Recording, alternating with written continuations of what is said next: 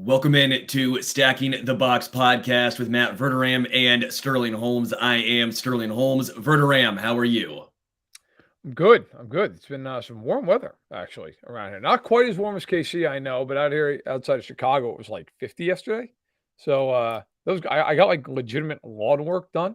Um, didn't expect to do that on February 20th, but here we are. What about pickleball? I know you're getting big into pickleball. I've been seeing I your am getting tweets. I I did not go yesterday because it was a holiday, and so I had to watch both girls. Um, but I did, I went to the gym at one point, but there was no pickleball to be had at that juncture. Um, I might go later today. I will go on Thursday. I will definitely go on Sunday when they have like 4 hours in the morning.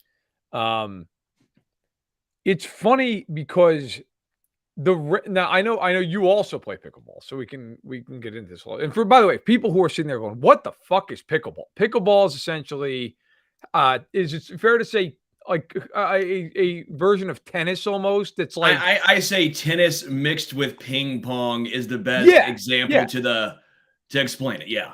yeah. It's essentially set up like a tennis court is. It's smaller, but it's like the same type of lines. And then there's an area called the kitchen right next to the net. That's what a couple feet either way that you can't step into because otherwise it'd be too easy to sit there and spike it. The paddle's like a big ping pong paddle, and then the ball is I don't know that size of a wiffle ball, same kind of consistency. Mhm. So it's a fun game. You can play singles or doubles, but I've only gone like 3 or 4 times, but I'm really like, pretty intrigued by it. It's a lot of fun. It's a great I got into it because I saw people doing it, and I was like, "This is so much better than running on a treadmill. I'm gonna do this." And now, as it turns out, I'm doing both, so I'm probably having a heart attack. But in any event, Shelby says chicken and pickle and is so fun in KC. Isn't that where like Mahomes and Kelsey were going at one point? Yeah, it's great, man. It's a really fun time. By the way, you can play it at all ages. My grandpa is 87 and plays about 8 hours a Yeah. day. Dude, he waxes my ass. I mean, he just crushes me. His So serve is absurd. that's what's fun. Like the age range, because I play it at my gym. They've transformed like half the basketball courts into pickleball courts. And so half of like half the people are my age or younger, and I'm 34. And then there are other people who are like you said, like literally like in their 60s, 70s. And I found that like a lot of the older people are really, really good because I think they're just retired. They have nothing else. Like they're like, oh, screw it, I'll just become a grandmaster at pickleball if that's a thing. Um, it's been a lot of fun. Like I went and I enjoy playing singles more than doubles, but usually there's so many damn people there that you're kind of forced into playing doubles. I just like singles because there's more of a workout. Like there's more skill too, I think, that goes into it. Whereas like doubles, it's just like people just rush to the net and it's chaos. I prefer to play back. I just enjoy it more that way. But I will tell you, there's a couple, I think it was today, Tuesday. So it's probably like last Thursday. I went and I laid out for a shot. And I got it.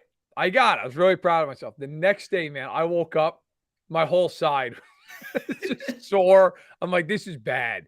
This is like I didn't even think twice about it when I did it. Didn't really hurt at the time. Woke up my whole left side was just sore and in pain. But you better believe I went back a couple days ago, did the same thing again. It's laid right out. Got the point again. This time not sore. So maybe the body's starting to accept pickleball. Verderame gets injured diving for a ball in pickleball, as we Yeah. tell world-class athletes, dude, it's just a toe, it's just a broken hand. Get back out there. Hey, it is what it is, man. I laid out. I got the point, was just to keep up, but it's fun. I like putting the spin on the ball and creating a little like my favorite shot is just when I slice it on the forehand. That's the best. Now the downside of that is if you miss, you're an asshole. Okay, because the ball hits the net or short of the net, like you look ridiculous. But if you hit that shot right, oh, it's beautiful because then the thing backspins on the person. It's great. The hardest thing I think is to serve, like a good serve, not just like serving it and getting it over. I mean, like serving it in a way that it's hard to return because you gotta come at it from like an underhand angle. You can't like overhand it like you would in tennis. So you got to really get it so it's like just over the net and have some spin on it. That I think is I mean, you can get it over no problem, but making it hard to return is a different story. Yeah, up next, actually, on Stacking the Box, we're talking about badminton and then going into cornhole. We're going to get a whole SEC sponsorship going down here. But yes, Verderame, you and I are going to play pickleball. Probably when I go to visit you in Chicago, and I will, I'll crush you. Or we can be a team.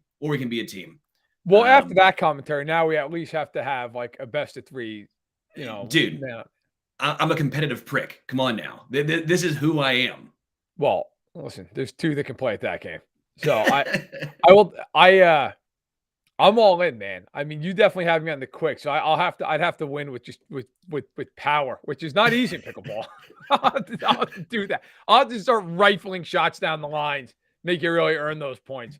All right, people have turned this off at this point. I was going to say, as you can't tell, it is the off season. As we get into the off season, what are some of the biggest storylines for you? Is it one of the quarterbacks? Is it someone in the draft? What's one of the biggest storylines in your mind? So, I mean, look, let's be real. What is the biggest storyline every offseason, right? It's the quarterbacks. Unless there's some weird thing that there's no quarterback of note that's going to move. But like, whether it's a draft or free agency, there's some quarterback that's going to either be a really high pick or is going to be somebody who's notable in a trade or free agency. I think this year you're going to have both. I mean, Derek Carr, a free agent already. Then you got guys like Baker Mayfield, Sam Darnold, right? Daniel Jones, Lamar Jackson, all set for free agency. Now, we know that Jackson's not going to get the free agency. We're going to get to him in a second. I actually think he's the answer. Jones, there's been a report now that he wants $45 million a year. My response to that is I also would like $45 million a year. And if somebody's dumb enough to pay me $45 million a year, I would gladly take it. But then you have the draft, or you have Young out of Alabama, who everybody thinks is going to be a top quarterback off the board. And then it's going to be Stroud, one would think, out of Ohio State. And then you get into like Will Levis and Anthony Richardson, where I've talked to people in the league who some people think will be top 10 picks. Some people have told me they wouldn't take either one of them to the second round. So you're going to have a huge – now, of course, all it takes is one team that wants to make them a top 10 pick, and they're going to be a top 10 pick. But I'm just talking about the dichotomy of the ideas around these kids, where I think everybody agrees Young and Stroud are top picks. Yeah, I think one of the most fascinating storylines is what's going to happen in Chicago. Are they going to stick with Justin Fields? They saw some progress, but Bryce Young, if they truthfully think that he is the better overall quarterback, you restart. You redo it now. I'm not saying it's the same thing that happened in Arizona with Josh Rosen, because I think Justin Fields, we know, better than Josh Rosen, but they decided, you know what? He's not our guy. Let's get Kyler Murray. If they don't truthfully believe that Justin Fields is the guy and they think Bryce Young can be that guy, you have to make that decision. It's a hard decision. You basically lost a year. Doesn't matter. You do what's best for the franchise. Here's the thing, though, with this. Is it really a hard decision? Like, I understand Bryce Young might be a great player. That said, Justin Fields showed, at least in my opinion, that he could be really, really good in the NFL. The Bears haven't had a quarterback since Sid Luckman, okay? Like, we're talking the 40s. You're going to trade that kid so you can draft a guy who's unknown. And I don't care how great he was in college. He is an unknown. You do not know what he's going to be. And while I think he's a very good prospect, he is not a prospect like Andrew Luck was a decade ago, where everybody felt like he's going to step in and be a top 10 quarterback immediately. Like Bryce Young, listen, it's fair to say he's very slender. He's a small guy. I don't know how he's going to hold up in the NFL. And for all the people who say it doesn't matter, the hell it doesn't. It does matter. It matters. Doesn't mean he can't succeed. Drew Brees is really small. He succeeded. That's fine. I'm not saying it removes him from the ability to be great.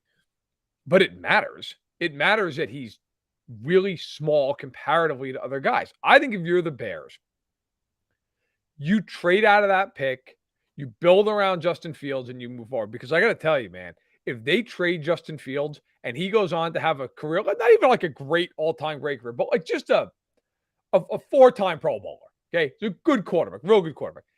You trade him and you bring in Bryce Young, and for whatever the reason, talent, health, whatever, he busts. Oh, my God, man. Like, That is a catastrophe of a move. Well, same situation. If Justin Fields never takes that next step, if the arm stays where the arm is, and Bryce Young, you're seeing here all of a sudden going off. I mean, it's a tough situation for the Bears to be in. It's also a great situation for the Bears to be in. They control their destiny if you choose. I'm just very intrigued by this because I think there's arguments to be made on both sides that make sense. I just don't know with a run-first quarterback in today's NFL. I'm not saying Justin Fields' arm won't progress. He doesn't have a great wide receiving core to go with. Darnell Mooney, Chase Claypool. Claypool looked better with the Steelers. Darnell Mooney got injured, so that's not a great comparison. But right. I don't know if you've seen enough with the arm to say, yeah, he's our guy for sure. Let me read you a stat line. I want you to guess who it is. Completion rate, 61.3. Yards, 3,144. 16 touchdowns, 9 picks. And he ran, let's pull this up. I can find it here. Right here. Okay. He ran for 784 yards. You know who that player is? Daniel Jones. Jalen Hurts a year ago. 2021. And that was a year where he had Devonta Smith and Dallas Goedert and a great offensive line and an offensive-minded head coach. And he was a guy. For the record, Fields last year had a completion rate 0.9% worse. He had one more touchdown, two more picks. Now, Hurts threw for about 900 more yards on 7.3 yards an attempt. Fields is at 7.1, so he just threw a lot more attempts. Fields at 318. Hurts had 432. Now, again, Hurts ran for 784 and 10 touchdowns, which is incredible. Fields ran for 8 touchdowns and 1,143 yards. Like, to me, I think he's surrounded by bullshit. They have no receivers. Their line was okay. They clearly need tackles. The center, Whitehair's a good player, but the tackles are not great. Jenkins better. They need a left tackle more, really. Jenkins was actually better as the year went along. Cole Kmet led them in receiving. Like, put some talent around that kid and see what you've got. Because I got to tell you, who did that a year ago? Philly. Philly went out and got A.J. Brown and said, all right, now you got 2 receivers. You got that line. Like, give him anything on the outside, improve the line. I just think, to me, man, that kid, like, there's real talent there. There's real talent. Lucas says, I don't think the situation was that bad. Bro, he had me and Sterling on the outside this year. Like, they have no receivers. It's brutal how bad they are on the outside. Give him some easy throws. He didn't have one easy throw last year because there's nobody on that team that can get open. No, again, I'm not disagreeing one way or the other. I'm glad I'm not in this decision because, again, if you make the wrong one, you're the Bears. You're getting laughed at even harder than Mitchell Trubisky. I mean, you are. This is a situation where you go, you whiffed on Mahomes, the talent of Watson to draft Trubisky. If something pops off and you do the wrong one here, you're starting to get into the cursed territory. When it comes to some of the other storylines going around, Lamar Jackson is the big one. Where's your level of where he goes? What does this mean as far as contract wise? Does he get what he's asking for? Does he stay in Baltimore? What's your thoughts on Lamar? All right. So I wrote this in my column on Monday and it got picked up and it got tweeted out by a lot of very many outlets. Let's put it that way, which is fine. I will say this, and I made this clear in the story, and I'll make it clear here too. It's not a report as much as a thought. I think if Lamar Jackson and the Ravens, and it's a big if they cannot find common ground on a contract throughout this offseason, I think the Falcons are the team to watch here, man. They're out of the conference. Makes it easier for the Ravens to trade them there. The Falcons are one of the few teams in the NFL. They actually have to think about selling seats. Like most teams in the NFL, look, you got 8-9 home dates, you're selling them. Okay. That's not true with Atlanta. Especially in our lifetimes, but really in general, who is the biggest draw the Falcons have ever had? Michael Vick. Not even close, right? Like Dion's the second guy, but like Michael Vick. Well, who's a souped-up version of Michael Vick? Lamar Jackson. He played his football in college at Louisville, 6 hours north, of Atlanta. Like, they would sell. Think about if you're Arthur Blank, you're the owner of the team, who, by the way, made an all-out run for Deshaun Watson a year ago. He'll spend the money. Like, he's not afraid to spend the money. And he knows he'll get that money back because they will pack that stadium and they will sell 1 million Lamar Jackson jerseys. They also have a top 10 pick to dangle, and they've got all their other picks.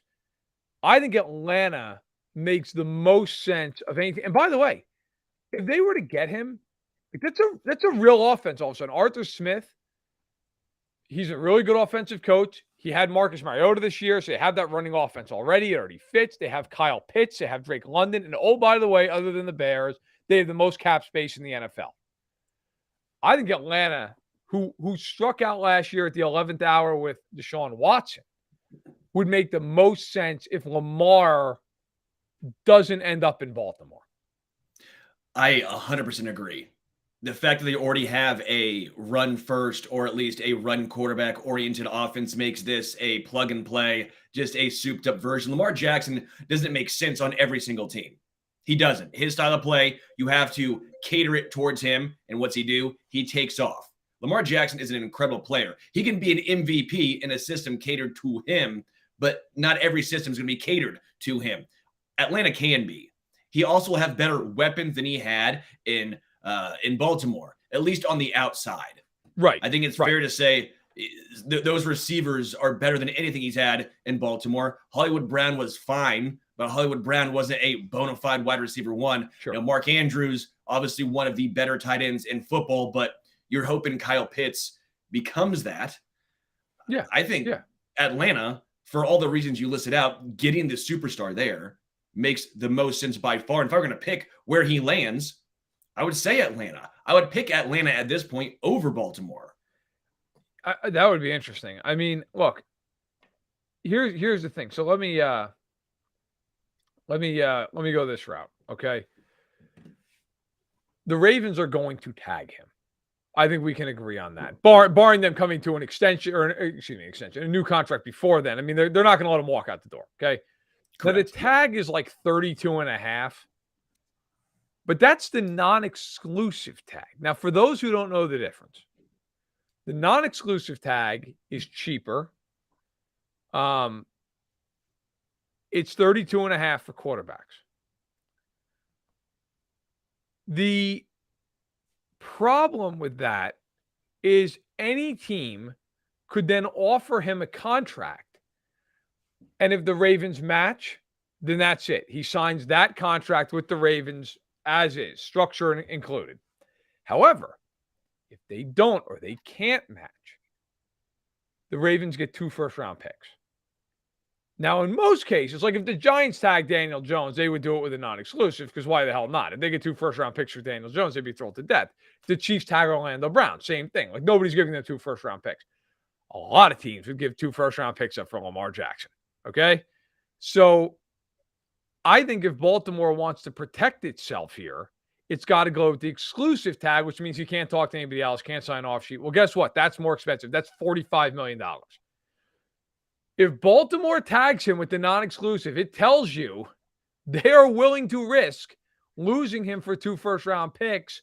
And they're saying, hey, somebody else do the negotiating for us. Not our problem. And we'll see what's what. If they don't give him the exclusive, that's kind of a message in its own right. So I am fascinated to see how this plays out. Everybody you talk to says, look, they're willing to pay him. They're willing to give him the money he wants. They're not willing to give him the guaranteed money that he wants. Well, that's a big problem. So it's going to be fascinating to see, will the Ravens step up? What kind of tag will they give him? They've got till March 7th to tag him. That's the deadline. I don't know, man. Like, I don't think this is any sure thing he's back with the Ravens by, I don't know, May 1st. Let's throw that deadline on there since the draft's end of April. Do you think that the Deshaun Watson contract really is throwing a wrench in every other quarterback and the discussions with the teams themselves? Because that's what it feels like. All these players are pointing to Deshaun Watson saying, well, he has his guaranteed contract. He's getting all this guaranteed money. why can't I? Oh, yeah. It feels like that's the one contract that is screwed it up, made it better. I don't know what you want to say, but has made the biggest difference in discussions and negotiations between quarterback and team. Yeah, no, listen, it definitely did. And here, because look, if you're the Ravens, you're saying to Lamar Jackson, we're not dumb enough to negotiate off of the Cleveland Browns. Okay. They did what they did. They're out of their minds. That's their problem. If you're Lamar Jackson, you'd say, no, that's your problem because they weren't dumb enough to do that. Okay. And now I'm worth more than he's worth. Okay. Here's the issue Lamar faces. There have been two big, important contract extensions signed by quarterbacks since Deshaun Watson. Russell Wilson and Kyler Murray. And in both cases, neither one of them approached having a fully guaranteed contract. So the Ravens have that on their side going, look, that is an anomaly. I remember when Wilson signed, talking to a lot of people in the league, everybody knew Murray was coming up next. And it was, look, man, that's going to be the big tiebreaker. That's going to be the big, like, if that's fully guaranteed, then Watson's deal is going to be kind of the new standard. If it's non-guaranteed, then it's all of a sudden you're going to go, okay, well, the non-guaranteed is the way to go. So Murray, he signed, I believe it was July, looks like July 21st, looks like. Yeah, so he signed July 21st. And then Russell Wilson, I just want to make sure I have these in the right order. Russell Wilson signed September 1st. Okay, so Wilson was the tiebreaker. So Murray signed first and Wilson was the breaker. They both signed what you'd consider normal deals, like standard deals. Makes it a hell of a lot harder for Lamar Jackson, man. It really does. I think the injury concerns are valid as well. No. We've seen Lamar. It'd be different if Lamar Jackson's never been injured. He has been. You would also say the teams have a slight advantage after seeing Russell Wilson, after seeing Kyler Murray. I think Kyler Murray is a decent comp to Lamar Jackson. Lamar Jackson's way more talented in my mind. Yeah, he's better. Way more talented. Better. And he's much more coachable, frankly. Than Kyler Murray. But the explosiveness of Kyler, the I don't want to say run first nature of Kyler, but at times it seems the same situation. I think there's a good comp between Lamar and Kyler. You see how it's playing out in Arizona. If you're the Ravens, I don't know if you double down on this. Well, I don't know that I would either. Like, look, here's the other side of this too. Okay, he's missed significant time each of the last 2 years, and it was bizarre how it ended this season. I mean, let's call it what it is. That was weird. All right. Not that he didn't play. Like, okay, fine. Maybe he couldn't play. But the Ravens, like, weren't saying that he couldn't play. It's very weird. Like, normally you'd come out and say, hey, look, he can't play. He's hurt. We back our guy 100%. They didn't do that. They didn't back him. They kind of let him twist in the wind. That was weird, the way that was handled by, frankly, an organization that knows better, because Harbaugh has been there forever. DeCosta's been there forever. Okay, their ownership in Bisciotti's been there forever. Like, they know better. This isn't a bunch of first-year guys who didn't know what they were doing. Like, they knew what they were doing. They were kind of letting it hang out there. And you even had players like, well, you know, it'd be great if you could play this week. You don't hear stuff like that. That was very out of the ordinary. And the other side of it is, and you could argue, and God knows there's arguments to be had on both sides. At some point, like, he's got to have playoff success too. And they have not, as a team, had that. And he has not played well in the playoffs. People love to be like, quarterback wins aren't a stat. Yeah, they are when there's a contract negotiation. They are then, believe me. Like, if you don't think that's coming up in a contract negotiation, and here's the third part of this, and Wink in the chat brought up, says, so hard without an agent. Here's the other part that makes you really hard without an agent. Normally, when you're negotiating a deal, your agent goes in and he or she goes back and forth with the owner, okay, or the GM. Now it's you. You're going to hear some very uncomfortable things in that negotiation that normally your agent would hear and then filter it down to you. You're going to have Eric DeCosta sitting across from you if you're Lamar Jackson going, yeah, you haven't been that good in the playoffs, and you've been hurt a ton the last 2 years. We're kind of worried about that. That, I'm sure, is going to play out just lovely with Lamar face-to-face, like anybody, right? I mean, you take that personally. It's different when that's said to an agent than when it's said to the guy's face. It is It is going to be a hard negotiation, man. A really hard negotiation. Before we move on, are you taking Lamar Jackson on the Ravens? Are you taking Lamar Jackson taking the field in 2023? The field. Because I just think there's a real chance he's not back. I'm not saying I think it's 100% or anything, but it's enough of an opportunity to take the field that I would take the field. Moving on to Into the Future, let's start number one. Who was more successful, Shane Steichen or Jonathan Gannon? So who will be more successful? Steichen, the OC, going to Indy, Gannon, the DC, both from Philadelphia, going to Arizona. Now, in both cases, Indy, you don't have a quarterback. Arizona, you don't have a quarterback for the first half of the season. Then you have Kyler Murray, which I don't know how you feel about that. Ownership's not great in either place. Rosters are both bad. Like these are really challenging jobs. I'll take Steichen because I think he's about to get a rookie quarterback. And the Colts roster, I think there's a little bit more flexibility. Like you're in with Murray, man. You're in. And if that doesn't work, tough. I also am terrified of the way the Cardinals have built this staff out, man. Like a first-time 35-year-old offensive coordinator, a first-time defensive coordinator who's been nothing but a quality control coach his entire career until the last 2 years as a linebackers coach. Now he's 29 years old, and he's taken over the job as DC of the Cardinals. Can you name 3 defensive players on the Cardinals? I mean, you're the dude from KU. There you go. Yeah. I mean, yikes, right? Like it's like Buda Baker, and then it's guys. Isaiah Simmons. There we go. That's it. The guy like from Xavier KC. Collins, like from Tulsa. I mean, but it's woof. Okay, so you've got first-year guys in every situation. You know who else had first-year guys in every situation last year? Denver. All right? And look how that worked out. And the Cardinals have no quarterback first half of the year as Murray's rehabbing from a torn ACL. That is going to be if Gannon has them afloat, I give him all the credit in the world. That is a rough spot, man. I'd rather be at the Colts. Plus, Colts are in an easier division. The division's not good. I mean, Jacksonville, we both agree is on the come up, but everybody else stinks. Like, I think Steichen has more success. I think Steichen has more long-term success. I do. I think the point about a rookie quarterback's a good one. We saw Jalen Hurts take the next step this year. Yep. We saw the offense extremely balanced. They could do it in a multitude of ways. I know the Eagles team as a whole was extremely talented. That's going to obviously alleviate some of those concerns. Tough to do apples to apples when you have the Eagles team, that roster compared to the Colts, very different. But we saw him and the growth from Jalen Hurts. I think that's something to monitor. Obviously, maybe some of that's A.J. Brown, but I do want to give Steichen some credit there. But when it comes to Arizona, I think year one, Arizona has a better record than the Colts. I think the 8 games, 9 games, whatever it is of Kyler Murray, as long as Kyler Murray comes back halfway through the season, they might win 6 games, 7 games. I'm saying full season. 6 or 7 games is going to be more wins than the Colts have. If Arizona wins 6 or 7, that's going to be more wins than the Colts. I think by that standard, you'd probably say Gannon would have a better first year. If the line was 4.5 on the Cardinals, I'd take the under. I think there's a real chance of the number 1 overall pick. What are the Colts? I mean, they're in that division, man. I don't know, 5 or 6 win team. Like, I mean, because I think the Colts actually can play defense. The Colts have an actual defense. That their offense is just pathetic.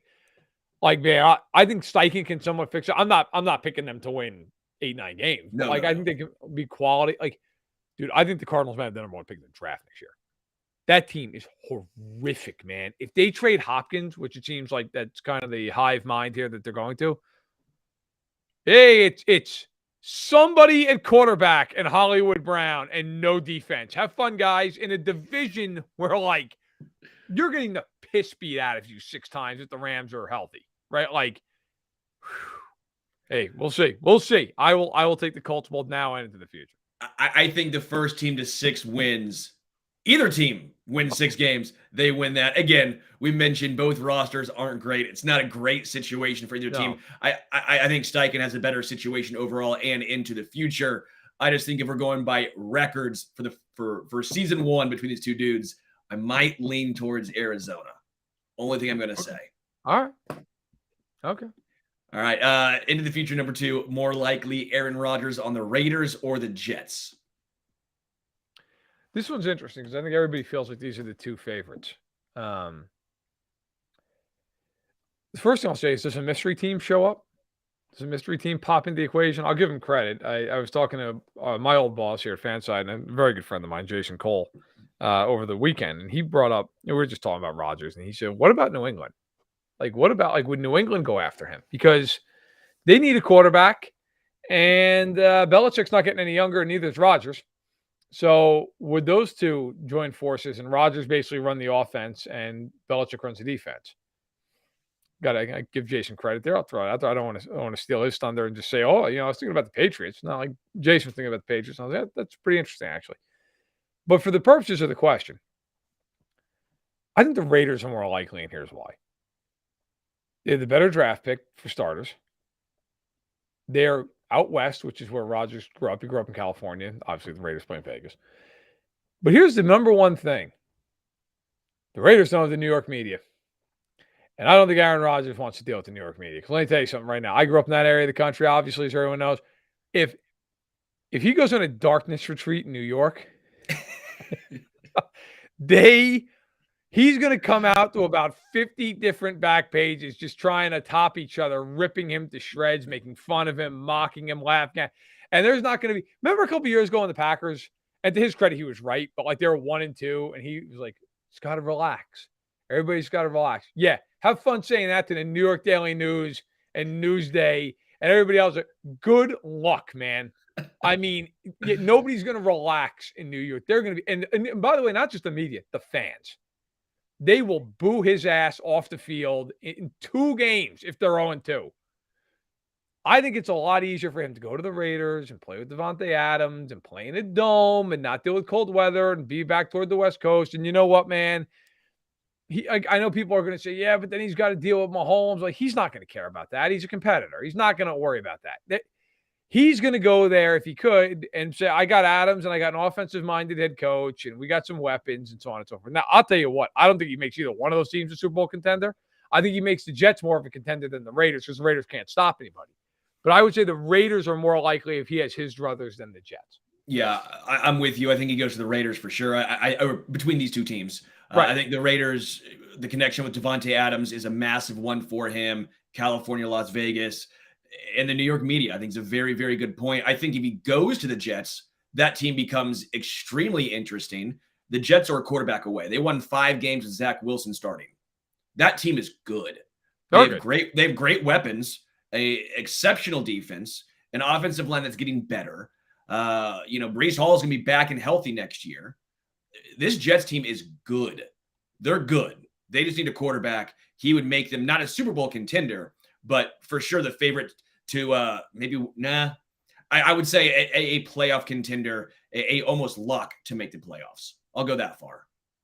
Okay. Yeah, I think with Rodgers, I think the Jets are definitely a playoff team. I don't think the Raiders are guaranteed to be one if they have Rodgers. No. They can't stop anybody. Like, I don't like unless he's playing defense. They're still giving up 30 to anybody who can play offense. So that's the problem I have. Well, how much better is he than Derek Carr at this point? Realistically, he's better.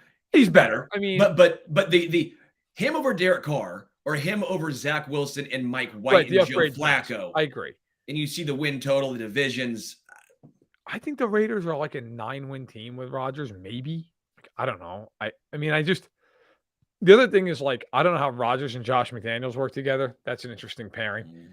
But yeah, I think of those two teams, I think the Raiders make more sense for him. Do you think he's for sure gone from Green Bay? You think he played his last game there? I think it's very unlikely he's out of Green Bay. I don't think I'll tell you what, man, I don't think it's necessarily his decision. I think the Packers are just kind of ready to move on. I think they're ready to move on. They want to see Jordan Love in his 4th year. I just think, like, if you went 8-9 last year and now you've got to pare down this roster more because of cap crunch situational stuff, like, why keep him? Like, for what reason? You're not winning the Super Bowl. So, yeah, I can trade him. And you almost have to find out what you have in Jordan Love. At some point, Rodgers is not there forever. It's this point. It's this point. Yeah. is this point. Let's look into the future. Number 3, over under 8.5 starts for Jimmy G next year. All right. So I did that because obviously it's just right down the middle. So here's what's interesting. I did this in the column as well. So if you read the column, well, thank you. But I also apologize because I'm going to kind of repeat myself. So Derek Carr is leaving the Raiders. We all know this. If he goes to the Jets, who he's visited, then I think it makes it really easy for Rodgers to go to the Raiders. And that makes it interesting with Jimmy G. Where are you going? Because you've got connections to the Jets and the Raiders. The Jets have a head coach who knows you from San Francisco. And obviously he knows Josh McDaniels very well from his time in New England. I think if Rodgers goes to Vegas, it sets up really well then for the Jets to go, all right, Derek Carr or Jimmy G. Right? Because then all of a sudden, Carr's the better player. They've got connections to Jimmy G, probably be a little bit cheaper. Like, which way do you want to go? And if Jimmy G were to go to the Jets in that scenario, then I think Carr goes to the NFC South. I think Garoppolo is going to have a starting job somewhere next year. I do. Like, whether it's with the Jets or the Raiders, whether it's with one of those teams in the NFC South, like if the Jets and the Raiders get Carr and Rodgers, then maybe Garoppolo goes to a team like the Panthers and is a bridge for Frank Reich for a year. Maybe he goes to the Commanders and he's a bridge to the future. The Saints, who have no money but seemingly can't stop spending it. The Saints are like that buddy of yours that, he's working, he's making I don't know, maybe a smaller salary, and he shows up at your house one day. And he shows up in like a brand new tricked out Dodge Charger. And you're like, hey man, like you renting that? Nah, bought it. Credit. You're like, what? Like, really? Because I thought you were like a first year teacher just out of college. Like, how did you? Yeah, just put 3% down and just hoping for the best. Like that seems like a poor idea for the future. No, that's all right. So also, hey, bought a house and leveraged it to the hilt. But, it's like, oh, okay, man, how'd you do that? Credit. Like, okay. And he owes all his boys 20, 30, 40 bucks and goes, I'll hit you up next time. And he's constantly chasing, right? So it's always like, well, hey, man, listen, I need to cover my expenses this month. And they're now $4,000 because the interest keeps climbing. Can you loan me $1,000? Because I'm flat broke and about to default, and they're going to take my car and my house, and I'm going to have to file Chapter 11 and have a credit score of 8. And I feel like that's where the Saints are, but Mickey Loomis doesn't care because he's in his mid-60s, and he's just like, F it, it's somebody else's problem, right? So, I mean, maybe he goes to the Saints. Maybe Dion beat me to it. I was just going to say maybe the Titans. Like, if they decide to move on from Tannehill, the question is, like, is he better than Tannehill? I don't know, right? So, I think I'm going to take the over, though. If he, the big question with him is if he's healthy. But if he's healthy, I would take the over. I think he will start somewhere at least part of the season. I think the under. Okay. I don't think he's a bad quarterback, but I don't think he moves the needle on a lot of these teams. The only team I really see him making an upgrade is the Jets. The Jets, he would be an upgrade over what we saw last year. Panthers? Panthers, maybe. An upgrade over that? But the Panthers with Jimmy G aren't a playoff team. There's no reason to go out and get Jimmy G. You either stick with Sam Darnold or you rebuild. I don't think there's any way you're saying, yeah, Jimmy G's our guy. He's our future quarterback. That doesn't make any sense to me. The Saints, is he an upgrade over Andy Dalton? Jameis Winston? He's kind of in the same bucket of guy. Jimmy G, I have a lot of respect for. I'm not saying he's a horrendous quarterback. You're not a horrible quarterback if you go to a Super Bowl. I get all this stuff. He's a proven winner. But that team, that scheme, it was for him. He didn't have to do anything. You go to a bad team where you're now having to make these throws. I don't think he can make those throws. We saw Nick Mullins be okay in San Fran. We saw Brock Purdy be good in San Fran. It's the scheme. It's the system. I don't think it's Jimmy G. I also want to point out, is he better than Baker Mayfield? Does Baker get a job before him? He's better than Baker Mayfield. I think Sam Howell gets the job for Washington. It might, We saw very well might. We saw Eric Bieniemy come out. I think it was yesterday. They're moving forward with Sam Howell. That's the plan. New England's interesting, but then you're saying, is he that much of an upgrade over Mac Jones? Maybe right now, but it's not. I think drastic. he is. The question is is he a big enough one to make the move worth it? And that's my point. He's not a big enough needle mover over almost any of these guys. I think Derek Carr is clear cut better, more talented than him. Yes, I agree. The price tag he's going to want, I don't see any team where he moves the needle for. I just don't see it. I see him being a backup. All right. Okay. Fair enough. I think it's interesting. I'll take the over. I think it's an interesting question though, because I think a lot of it depends on how the dominoes fall.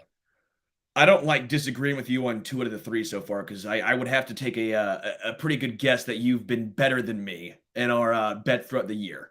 I hope so.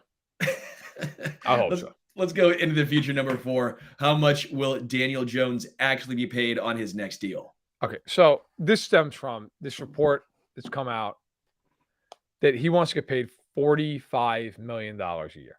Bro, that's what Patrick Mahomes gets paid. And on top of that, like, I understand, let me just be clear because I'm being a little tongue-in-cheek here. I understand that Mahomes signed that deal in the summer of 2020 and that the world changes because the contracts go up because the cap goes up. Like, I get all that. Yeah, you're not getting paid $45 million a year. And the GM that pays you $45 million a year should be fired on the spot. He, this past season, okay, had the best year of his career. Nobody would argue that he's reasonable. In that year, he threw for 3,205 yards, 15 touchdowns on 6.8 yards per attempt, okay? His yardage total was 15th in the NFL, almost smack dab in the middle. His touchdown totals, passing touchdowns, 21st. His yards per attempt, 25th. He had as many touchdown passes as Marcus Mariota, who didn't even play the last month of the season. And his yards per attempt was tied with Mac Jones. I'm sorry. In what world are you worth $45 million a year? I mean, I'd like $45 million a year too, but I don't think Fanside is hooking me up. Okay, I think that's a pretty good balance. Anybody's hooking me up. So the question then becomes, as you point out, what is the realistic amount? First of all, I think the first year is going to be 32 million because I think he's getting tagged. That's what I think is going to happen. All right. Now, beyond that, let's say he has a similar season. I think it's right around the tag number, man. Like, I think it's about like 30 million a year. I think that's what he gets, which, hell, that's not a bad payday for Daniel Jones. But I think that's what he's worth in today's NFL. I do not think he's worth a cent more than that. I think anybody who signs him to more than that is insane. I mean, Dable did God's work with Daniel Jones this year. He's an average quarterback. I'm not saying he's bad, but he's average. Now, they need better receivers. Maybe that bumps him up to a spot where he could throw for 36, 3,700 yards and 20 touchdowns. But even so, I mean, he's not worth more, in my opinion, than 30 at the absolute most, somewhere between 30 and 35. And I think that's pushing it. Yeah, I would actually agree with you here. I think 30 to 35 is probably the absolute max. I do think he gets tagged next year. It is difficult to really judge when Richie James was your wide receiver 1 the second half of the season. By the way, Richie James, thank you. You helped me a lot in fantasy football playoffs, so thank you. I'll take shots at the man if he helped you. He did great, but is Richie James a bona fide wide receiver 1 in the NFL? No, he's not. Come on now. Daniel Jones was bolstered by a great run game. Saquon Barkley was outstanding, but you mentioned Brian Dable, and that's the point to make here.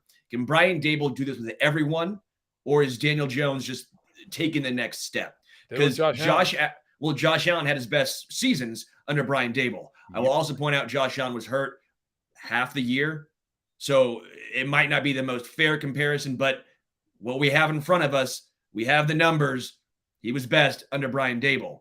So either you make the case that this is Daniel Jones taking the next step, or it's Dable. If it's Dable, you don't pay a quarterback $35 million. You don't do it. You bring in another average guy, and you get the best out of him. That's what I would do. Then you can spend money on your wide receivers. You can spend money on defense and other positions. It's a very tricky situation the Giants are in. I think for the Giants, this is really simple. You tag him, you make him play this year out. And if he's really good and he takes a huge leap, great, sign him. If he's the same guy, draft his replacement, tag him again if you have to. Like, I'm not signing him long term this year. Based on what? He threw 15 touchdown passes and 3,200 passing yards. I mean, that's not; those aren't huge numbers in 1992. Like, I'm not signing him long term based off that. And if you're him, like, what are you going to do? You're tagged. You're going to hold out and throw a fifth. That's fine. Go ahead. Go nuts. I would argue that if you started Jacoby Brissett for 17 games, he could give you those numbers. Now, he's not going to run the way Jones did. It isn't the upside. I get it. But, like, you're not, like, I'm not paying him off for that. So, you go ahead. I was going to say that's the case. If you're paying Daniel Jones, say $35 million, say you're paying Brissett 15. Yeah. That seem fair? Yeah. I don't think that, man. I don't think that. Maybe it's 10. But let's just say 15 on the high side. Okay. You have $20 million extra dollars to spend. Yep. On your wide receivers, your defense. That's a lot of money. $20 million a year, wide receiver one almost. Yeah. I mean, you're getting at least a Christian Kirk. Christian Kirk was overpaid and was getting paid 17.5, 18, somewhere around there. Well, it depends. If you look at his incentives, he's getting paid $21 million. I'm going to say that's a lot of money.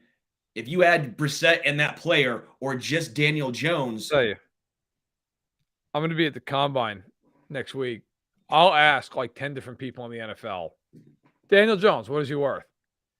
If anybody says $45 million, I'm going to ask them to take a picture, put their name to it, and I'm going to tweet it out with their picture. Say, hey, you're not getting any anonymous source on this, bud. Like you're going to put a name to a face because nobody's going to believe this is real.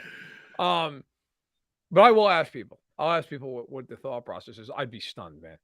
I would be stunned if anybody paid him over 35 a year. And by the way, Dion says $30 million for an average player is nuts. I think teams make mistakes and you pay average players, good player. Dion, I agree with you. I wouldn't give him the contract, but somebody will.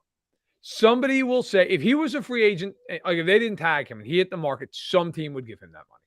Some team would just go, you know what? Better than what we got.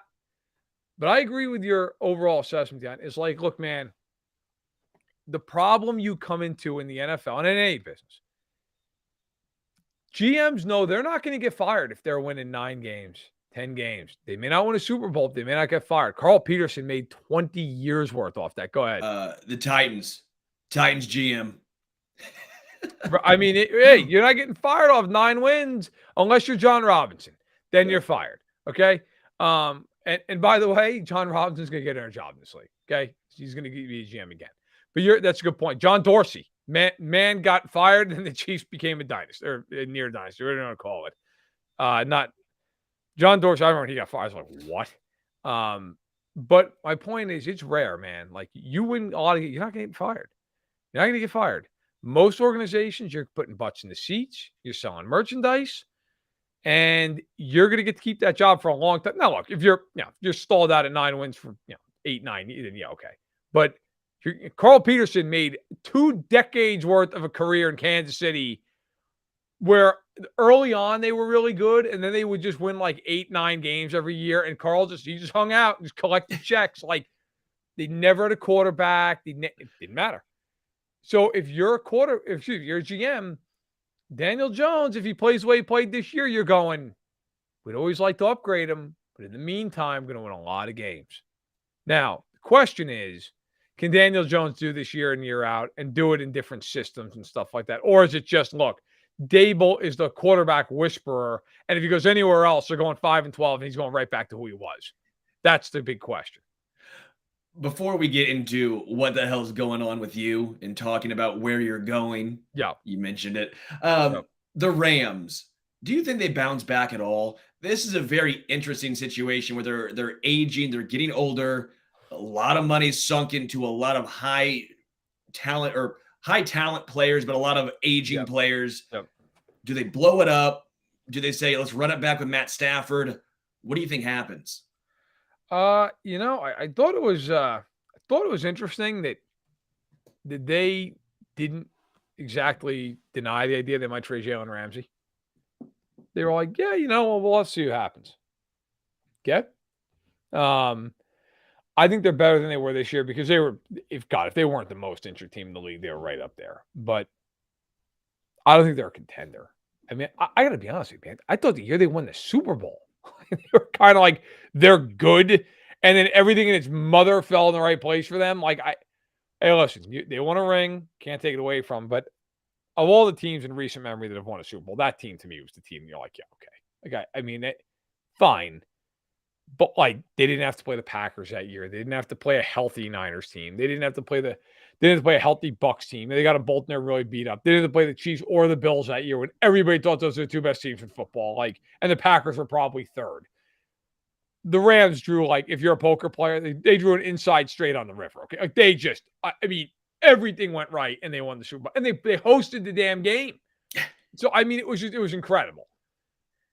I think they will bounce back to an extent. I do not think they're a contender. I think they're in the NFC playoff team, something like that.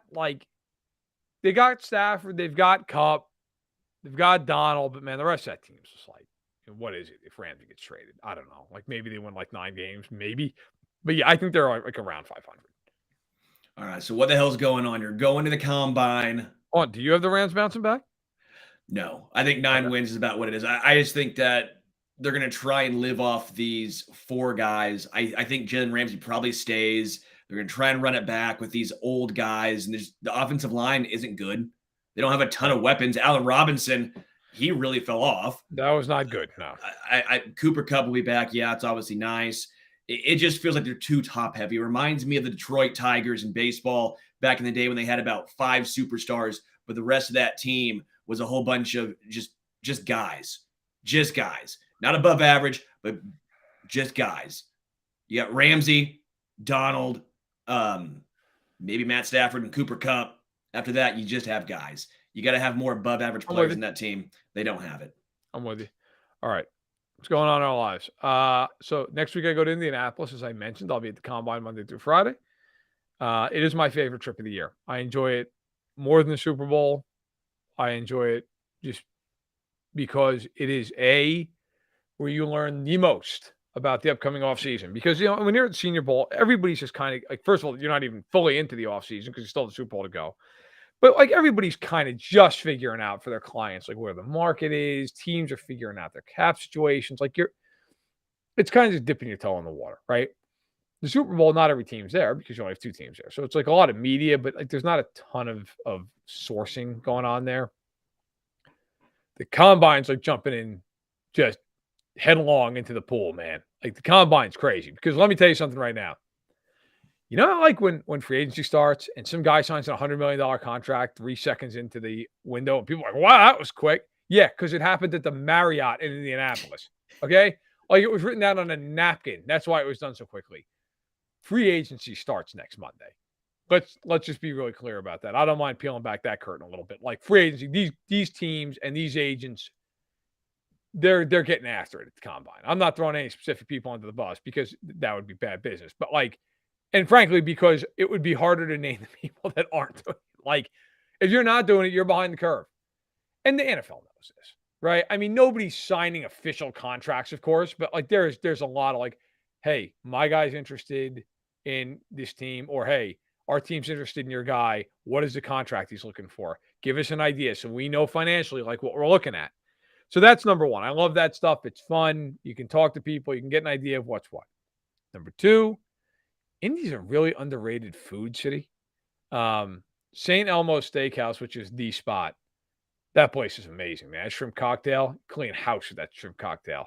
I will go there multiple times in the 5 days I'm there. There's a brewery there, used to be called Ram, and it changed. I'm assuming it changed ownership. I don't know for a fact. It changed names to I think it's called Goodwood, as in almost like a baseball type thing. Great burgers, great food, great place to grab lunch. It's an easy city to walk around. They got a little chocolatier shop right next to the hotel, so I just get fatter. That's fine. I don't care. I'll do enough walking to burn off at least a couple of those pieces of chocolate. The problem is you get 10 of them. But Indy's good, man. Indy's good. Last year, a bunch of colleagues and I went down to I'll try to if I can tell this story. What the hell? We went down to the Ruth Chris Steakhouse. Okay. And the person who was in charge of this entire thing, who got us all together, was told by the steakhouse, I don't know what the reasoning for this number, but you can't have more than 11 people in a party. I guess maybe just the way the tables are set up, whatever. So he invites 13 of us. And we get down there, and luckily I was one of the first 11. So like we all sit down, and then 2 more people show up, and the steakhouse kind of looks at this guy like, really, man? But like they make it work. We get this waitress who, God bless her, has to put up with 13 NFL writers who are getting increasingly rambunctious as the night picks up. The bill was aggressive. Between appetizers, the main course at Ruth Chris, drinks, dessert. It was a large bill. Well beyond what the per diem was that evening. So I had to dip into the old Matt Verderame funds. And so we were all to a man, we're like, look, we have got to leave a nice tip here because she put up with all this crap. The party's bigger than it was supposed to. We were off kind of into a side room, and there was another couple who I'm pretty sure was clearly celebrating like an anniversary or something. They were unpleased with the entire situation. As we were just screaming out who we thought the best players were in the XFL and the USFL. It was not good. So we left a tip that I would describe as both simultaneously generous, but also very necessary for the evening. And I remember, thankfully, she was like, you guys come back anytime. Well, if she's out there listening, we're coming back this week. We're going to be there. I hope they're ready for a party at 13 because here it comes.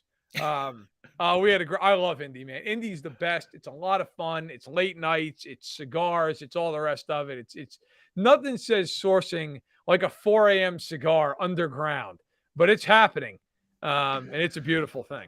Oh, the best part of this is you're a New York guy, and now you're saying Indy, the big city where things happen. I didn't say anything about being a big city, but it's a good city. I enjoy it. Indy's a fun place. The first time I went, I'm like, Indianapolis, great. I'm not saying I go there on vacation, but like for this purpose, it's great. They move it out of there, and they're going to eventually because they're money hungry.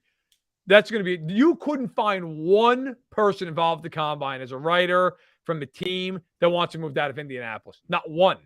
Everybody loves it. There's a steakhouse we all go to at night because that's where everybody goes.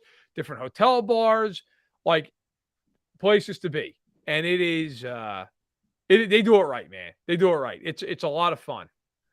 I'm heading to Southern Indiana, leaving tomorrow, then heading down to Louisville and going on a bourbon tour.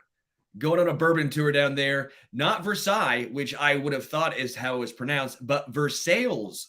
Apparently it's pronounced Versailles. Going to Woodford Reserve, the Woodford Distillery. Woodford Reserve is my go-to bourbon.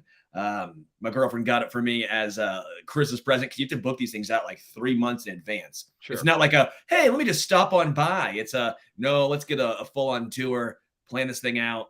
So I'm really excited. So I'll be also having some debauchery going on.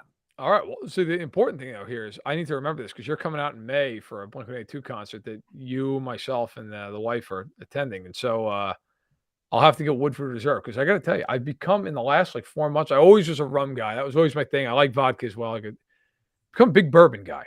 Like last night, I actually knocked down multiple bourbon and gingers. Really good. I'm a huge fan. I got a bunch of it now upstairs, but I'll have to get some Woodford Reserves for you. And then come out for the draft for Kansas City. I'll bring a few of my favorite bottles, and we'll turn the draft into something real interesting. I got some Cubans up there in my Christian Okoye humidifier for my cigars, baby. Oh yeah, beautiful. I got my humidor right over here. Yeah, so we're that sounds great. See, man, you should have came to Indy. So you a damn good time in Indianapolis. Maybe next year I'll have to swing through. Good for you. How far of a trip is that for you? About 8 hours. That's not crazy. It's not crazy. And then you are coming to Chicago. Yeah, like the next week, March 10th for a concert. So you going back to Kansas City before that? Yeah. Wow, that's a lot of travel. Okay. Oh yeah, baby. That's why I bought a new Jeep. I am appalled that I didn't know you were coming to Chicago. I would have taken you and the girlfriend out for dinner. Is that on me? What the hell? You don't even tell me you're coming. Then you're like, hey man, you got any spots we can hit? By the way, fuck you. Don't come see us. I'm seeing you like the next month after that. Come on. It's a shot. We're only there a couple days. I'm just kidding. I want you to enjoy the time with your girlfriend. I'll see you punch. I'm sure my girlfriend will love that. Yeah. Hey, we're going to this romantic concert, Yeah, romantic evening. Verderame comes out just drunk. So who's your top 5 favorite players on the 1987 Titans? Will be the Oilers. I was gonna say the Oilers, yeah. We're a playoff team though. That being said, no, I don't think your girlfriend would like that. I will tell you, and I'll say it again, the Guilt Bar, man. That's a good spot right there. Nice place, and there's a lot of bars around it, like nice bars around it. So like afterwards, you walk out, and there's a whole bunch. I went there with Steph multiple times when I lived in Chicago. Now we live outside of it, of course. But yeah, no, I hope you and your girlfriend enjoy it. And when you come out in May, that'll be interesting. Because at that point the weather's good, and I don't care. Well, here we can leave it on this. Every time my wife has a few drinks, she loves Blink-182. Okay, so this is the backstory of this.